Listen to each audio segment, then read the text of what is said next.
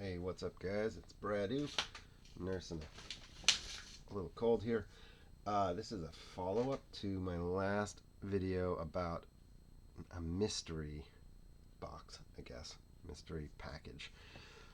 So, just a quick recap, because the other one was a long one. I posted online, said I'm interested in paying somebody $50 for a really nice bargain value lot of vintage any sport. I think I probably said I was focusing on basketball and hockey or something.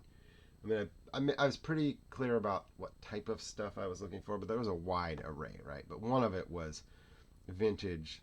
Condition doesn't matter because I like to play around with the cards, but I'm looking for a good value. And what I ended up getting from a guy with a pretty good reputation was a stack of even some early 70s commons, basketball and hockey.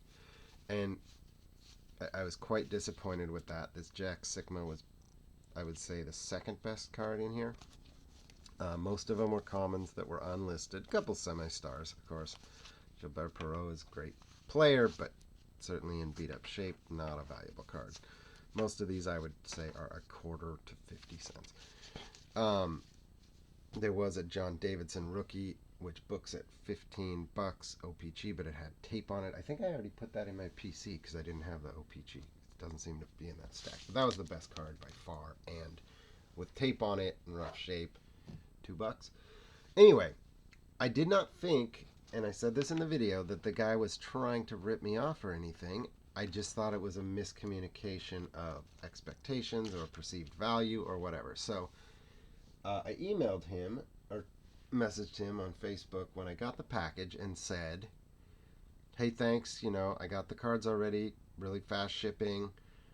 But I was straight with him. I was like, but I have to admit, I'm quite disappointed with the lack of value. I got, what I just said. I got low grade, like rough commons. And I was hoping for, like, given that the cards were going to be in rough shape, I was hoping for some nice stars, nice cards that are actually, even in the shape they're in, worth, $3, $5, maybe a couple $10 cards or whatever. The point is, for $50, I was hoping to come away with a nice value, not to make money, but to add some nice old vintage cards, even whatever shape they're in, to my collection. And the guy, I have to give him credit. He was A+, all class. He could have easily said and would have been justified in saying, look, I offered to show you the cards. You told me what you wanted. I got together cards that exactly fit the criteria you wanted. You agreed to the deal. You paid me. I shipped on time. Like, sorry, you're shit out of luck. He could have said that, and he wouldn't have been wrong. But he wasn't. I could tell, and I expected this, actually, because my interactions with the guy were positive. I just wasn't happy with the cards I ended up with. And so I could tell he wanted me to be happy with the deal. And he tried to justify himself a little bit. He said, well, the hockey OPG, are pretty hard to get, so I put every card in there at 45 cents a card. Shipping was $5, so that's $50, right? Again, not wrong, but I wouldn't call that a bargain mystery box that's like a ton of fun to go through. So he said, I'll tell you what, I'm gonna send out another package to you with better cards, with better names. And I think he probably felt like now he was overpaying, but I think he was also trying to make the situation right. And like I said in the first video, I don't think I want to mention him because I'm not trying to bash him, and even though now I would say I'm clearing his name, I don't think it does any good to mention him. But I might give him an overall positive feedback on the forums or whatever, and say, hey, look, after a slight mix-up, this guy really came through. He seems like a class act. So here's what he sent with the second package.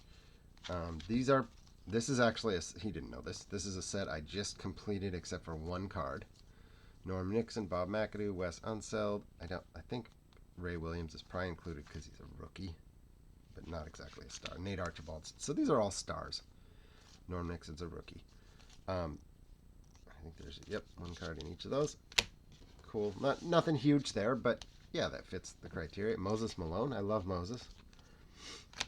John Hummer, again, I think is a common, but probably a rookie, I'm guessing. Same with these two guys. Now, Bob Mcadoo. Now we're looking older. 74, 75 Bob Mcadoo. I like it.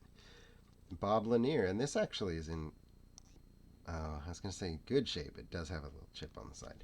But it's certainly in better shape. And that looks like maybe his third year card, fourth year card. 73, 74. Nice old card. That does it for basketball. Guy Lafleur. This is in pretty good shape. I have this set, or I have a little stack of these cards. The back always looks rough, but this is like glossy, sharp picture on the front. I think it's probably better than the ones I've got. I think he did this because I happened to mention Bobby Clark and Guy Lafleur by name. I said it would be nice to see names like Bobby Clark, Guy Lafleur. And the reason I say that is because I remember him coming back and a little bit later and saying, well, I didn't find any of so-and-so. So there was some other player that I had named, and I don't remember who it was, that he didn't have. And I was trying to say, like, I don't mean like I need those guys. I'm just saying, giving examples of the types of names I was hoping to see to get excited about. So anyway, so I got 1, 2, 3 nice vintage Bobby Clark cards. And I actually think I probably don't have any of these. Maybe I have that one. I don't have much from this set, so I'm almost positive I need that one. And I think it's unlikely that I have both of these. And even if I do, like I said, I put these in my. These are kind of rough edges. I'd put them in my beater set. This is gonna go in my. If I make a base set, for sure that would go in it. That's a little off center, but pretty nice shape. Yvon Cornway, Marcel Dion, Clark Gillies, one of my favorites. This was a good year for him too. 35 goals, 85 points. Dale Talon, I believe, is a rookie.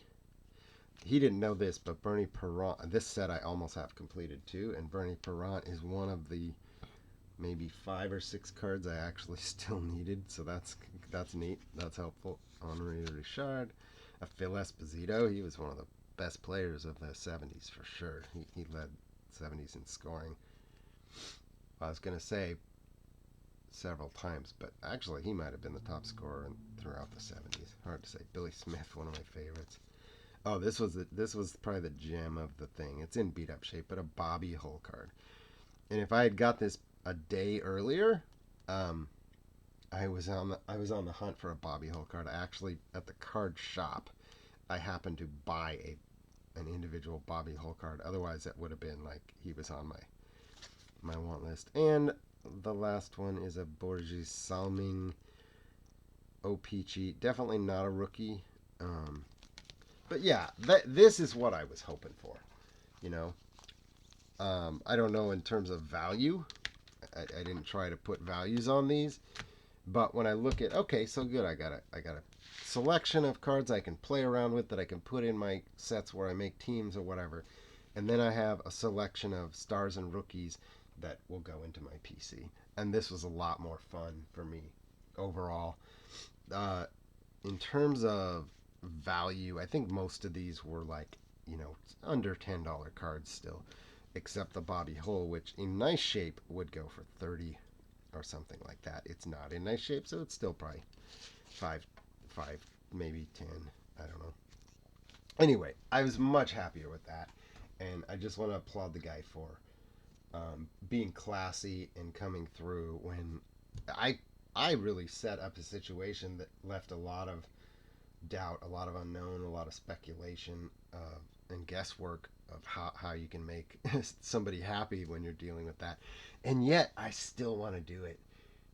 I don't have extra spending money right now after the last week or so of digging in on some stuff, but I still want to try like a blind trade. Like, look, what team do you collect?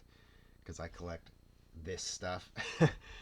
Send me some of this, and I'll send you some stuff of your favorite team.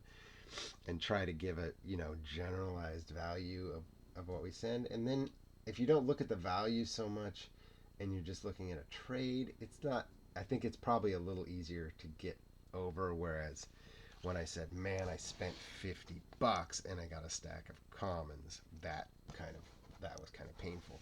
If I had said, let's do a blind trade, and all I gave up was extra cards from my collection, I probably would have been a lot less worried about it. I might have still been a little disappointed if we said $50 value, but I would have said, you know what, like, what did I really lose out on? I traded him, extra cards that I think he'll enjoy, and so next time I might do that. I might try it as a blind trade instead of a blind mystery box purchase, because it's just so wide open how people are going to interpret that. But in the end, it was fun. I'm happy. I hope he's still happy. I hope he doesn't feel like I pushed and now ripped him off or anything like that. Um, but yeah, like, in the end, hey, we're collecting and trying to build collections we enjoy, and I'm adding cards that I enjoy, and so I'm happy. And I got a bunch of other stuff sitting right in front of me that I kind of want to show, but I'm not going to right now. I'll save it for another video. All right, I'm Bradu. I think I'm supposed to say hit that. I did a video with my son last night. He watches these toy videos of like somebody showing King Kong videos, not unlike this. Oh look, we got this. Oh look what that. He goes, here's a King Kong toy video, or here's a King Kong toy from King Kong Skull Mountain. Is that what it is? Skull Mountain, Skull Island, Skull Island. Uh, and my son is so funny. He's 6. I think I'm probably actually going to post it to YouTube. So if you're seeing this, you might very well see that one too. And so he mimics what the guy says. He'll pick up a toy that's not even King Kong, but he's pretending it's King Kong and call it a King Kong toy. And then he does have a few King Kongs. And then at the end, he's like, remember to hit that bell icon and like and subscribe or something. And I'm like, crap, he's better at this than I am. I'm supposed to say that at the end of all my videos, and I almost never do. I always just say, hey guys, thanks for watching. I'm Bradu. And nobody watches anyway. Half the time I don't even upload them. Hey guys, thanks for watching. I'm Bradu. Hit that bell icon, like and subscribe.